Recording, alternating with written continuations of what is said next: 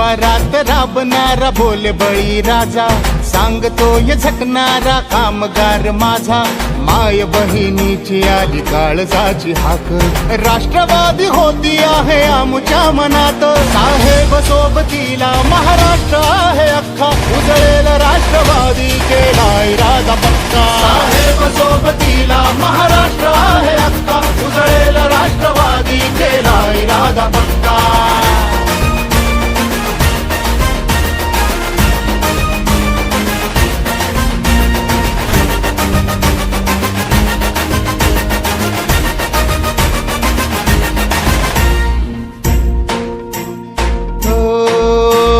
श्वास वाहतो रात एक राष्ट्रवादी, ध्यास हाच अंतरात एक राष्ट्रवादी, या इमान राखूया बंधनास.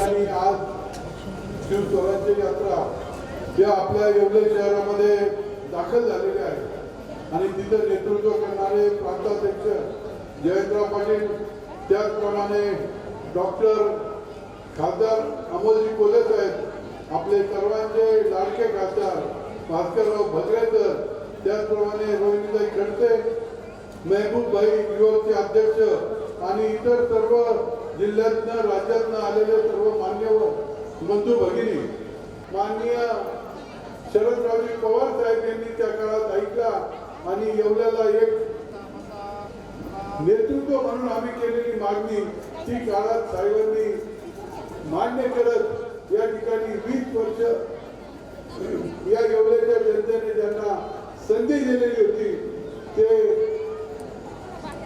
प्रतिनिधी या येवल्याचे आमदार साहेबांना मी जाऊन येतो, अजित पवार काय करतो विचारतो, परंतु जे गेले ते तिकडेच गेले आणि त्याची खंत स्वतः पवार साहेबांनी येवल्याच्या मी घेतलेल्या पहिल्या सभेमध्ये व्यक्त करत त्या ठिकाणी सांगितलं होतं का मी या येवल्याच्या जनतेची माझा निर्णय कसं चुकत नाही, परंतु चुकला म्हणून माफी मागतो, बदलण्याची ताकद देखील या येवल्याच्या लासलगावच्या जनतेमध्ये आहे आणि ते निश्चितपणे या ठिकाणी घडणार आहे.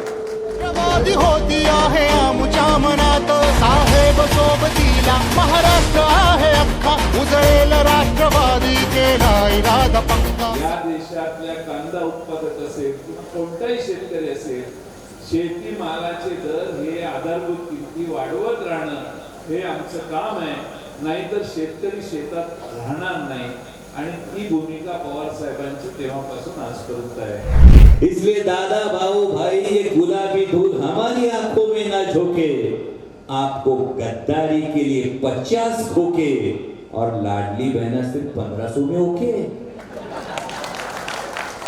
ठेवूनी नवी उमेद पर्व घडवूया, चालण्या प्रकाश वाट ध्येय साधीला.